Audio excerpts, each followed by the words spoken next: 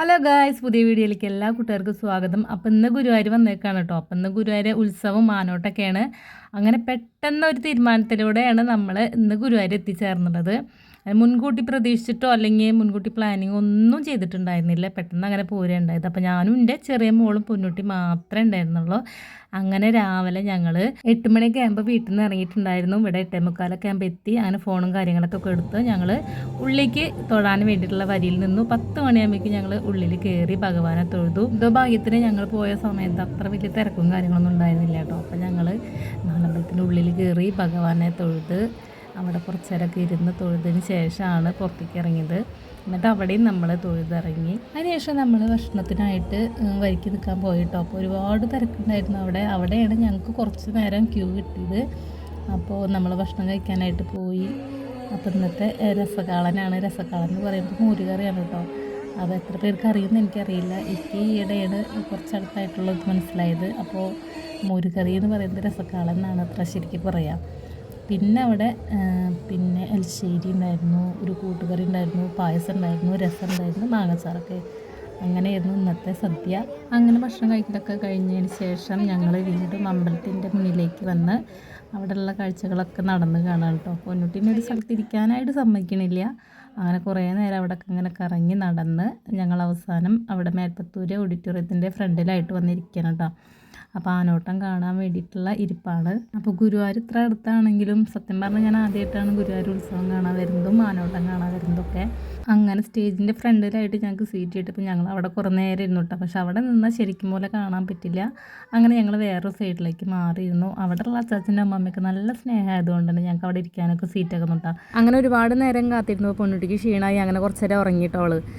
അങ്ങനെ ഓഡിറ്റോറിയത്തിൽ ഒരുപാട് ആളുകൾ വന്നിട്ടുണ്ടായിരുന്നു. ഇന്ന് അവിടുത്തെ സ്പീക്കറിൻ്റെ ഉദ്ഘാടനമായിരുന്നു. JBL സ്പീക്കറായിരുന്നു കേട്ടോ. അപ്പോൾ അതിൻ്റെ ഉദ്ഘാടനമൊക്കെ കണ്ടു.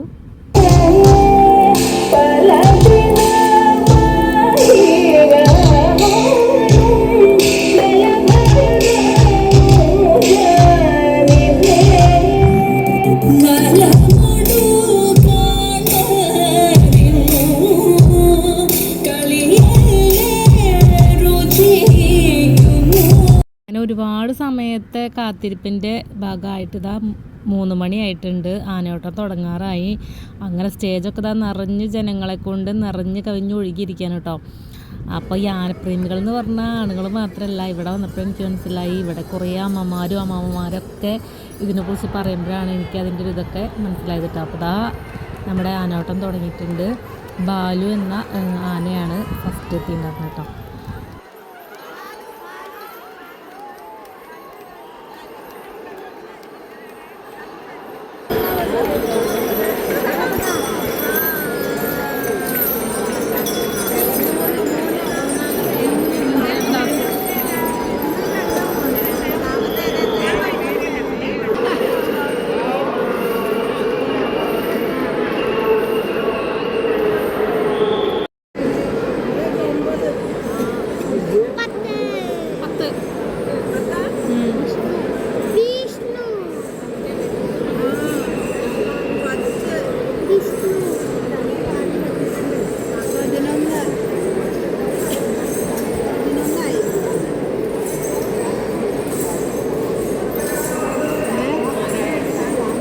അങ്ങനെ നമ്മുടെ ആനയോട്ടമൊക്കെ കഴിഞ്ഞു കേട്ടോ. മഞ്ചുളാൽ മുതൽ നമ്മുടെ അമ്പലനട വരെയാണ് ആനകളെ കൊണ്ടുവരിക. എന്നിട്ട് ആനകളൊക്കെ അമ്പലത്തിൻ്റെ ഉള്ളിലേക്ക് പോവും. അപ്പോൾ അതിന് പിന്നാലെയായിട്ട് ഒരുപാട് ജനങ്ങളുണ്ടായിരുന്നു. അപ്പോൾ നമ്മളുടെ പിന്നെ പതുക്കെ വീട്ടിലേക്കൊക്കെ പോവുകയാണ്. അപ്പോൾ അതായിട്ട് നമ്മൾ ഗുരുവായൂർ പോയ വിശേഷങ്ങളൊക്കെ. അപ്പോൾ നമ്മുടെ ചാനൽ സബ്സ്ക്രൈബ് ചെയ്യാതെ കാണുന്നവരുണ്ടെങ്കിൽ ചാനൽ ഇഷ്ടം വെച്ച് സബ്സ്ക്രൈബ് ചെയ്ത് സപ്പോർട്ട് ചെയ്യാം കേട്ടോ. അപ്പോൾ വീണ്ടും കാണാം. Ta-ta bye bye, see U.